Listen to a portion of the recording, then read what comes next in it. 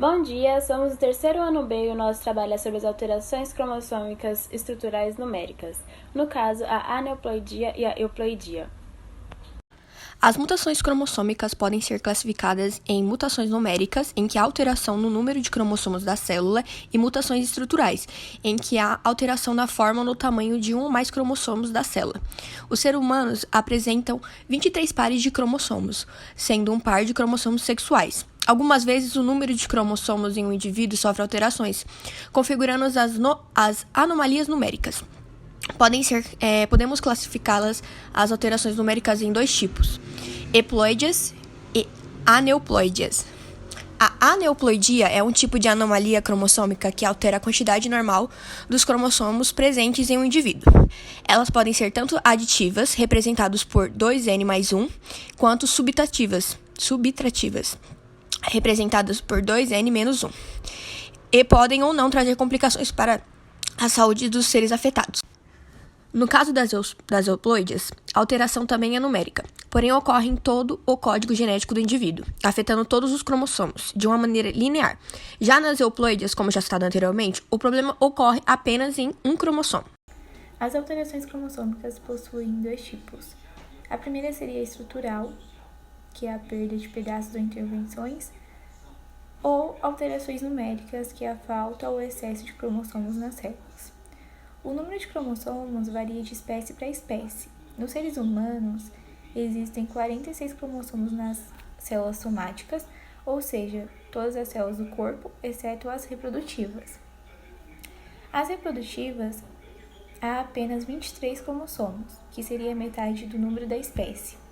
Então, qualquer tipo de alteração no número poderá gerar inviabilidade da célula ou fenótipos alterados, como algumas síndromes. Podemos classificar as alterações numéricas em dois tipos: euploidia, que alteram todo o conjunto cromossômico de um indivíduo, ou seja, todo o seu genoma. Isso quer dizer que todos os indivíduos cromossômicos de um indivíduo são afetados. E a outra seria aneuploidia, que há o aumento ou diminuição de um ou mais pares de cromossomos, mas não de todos, como, por exemplo, trissomia, monossomia e nulissomia. Oi, eu sou a Nicole Ribeiro e eu vou falar sobre as características e os sintomas da aneuploidia e da euploidia.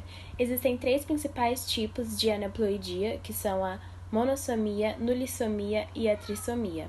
A nulissomia acontece quando a pessoa não tem nenhum cromossomo de um determinado par, ou seja, nula. A monossomia é quando a pessoa não tem um cromossomo de um determinado par, ou seja, mono. Já a trissomia é quando a pessoa tem um cromossomo a mais de um determinado par. Pode acontecer de ter um aumento ainda maior de cromossomos, onde chamamos de pentassomia ou tetrassomia, mas isso é uma coisa bem rara. A monossomia e a trissomia acontecem entre 10 a 25% das concepções e podem ser levadas como casos de aborto. A aneuploidia pode acarretar em algumas síndromes, como a síndrome de Down, que é chamada de trissomia do 21. Também pode acarretar na síndrome de Turner e na síndrome de Klinefelter. Alguns sintomas da síndrome de Down são a prega palpebral, a língua fissurada, a prega transversal contínua da palma da mão, um atraso no desenvolvimento, e eles também são sujeitos a ter problemas cardíacos. Como vimos, a síndrome de Down é uma trissomia, chamada trissomia do 21. A síndrome de Klinefelter também é uma trissomia. Já a síndrome de Turner é uma monossomia, pois ela apresenta apenas um cromossomo sexual X. Alguns dos sintomas da síndrome de Turner são ovários regimentares, pouco desenvolvimento das mamas femininas, tórax largo, pescoço alargado, e não ocorre nenhum atraso mental, e se ocorrer é mínimo. A síndrome de Klinefelter é uma trissomia, pois ela apresenta 3 cromossomos sexuais, que são os XXY, e essa síndrome só é presente no sexo masculino. Alguns dos seus sintomas são pouco desenvolvimento do órgão genital masculino e, consequentemente, não tem espermatozoides. As mamas podem acabar crescendo e você acaba tendo uma diminuição da sua intelectualidade. Já na euploidia nós temos dois tipos, que são a monoploidia e a poliploidia. Na monoploidia, você acaba perdendo um conjunto inteiro de cromossomos, ou seja, se você fosse ter 46 cromossomos, você teria apenas 23. Já na poliploidia, você tem um aumento desses conjuntos de cromossomos, e essa é uma das aberrações que mais causam o aborto no primeiro trimestre de gravidez. Bom, agora eu vou falar sobre o diagnóstico euploide.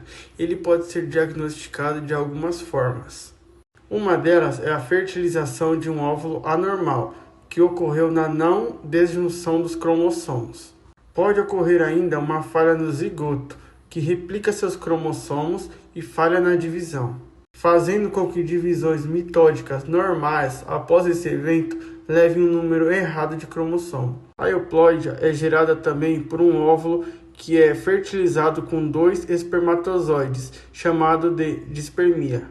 Agora eu vou falar sobre o diagnóstico de aneuploide. Geralmente pode ser diagnosticado pelo erro de não desjunção, que seria um problema na segregação dos cromossomos homólogos, ou nas cromatismas, durante a meiose celular materna, também podendo ocorrer na meiose celular paterna, que é menos comum. As aneuploides são aquelas que representam um cromossomo extra, que são chamadas de trissomia, e aquelas que representam um cromossomo a menos, que seria a deleção de um cromossomo, que se chama monossomia. Vamos falar agora sobre o tratamento de aneuploide. Uma mudança no estilo de vida pode ajudar a reduzir os níveis de aneuploide. No entanto, algumas alterações podem ser irreversíveis. Um estudo indica que a ingestão elevada de ácido fólico pode ajudar a abaixar os níveis de aneuploide.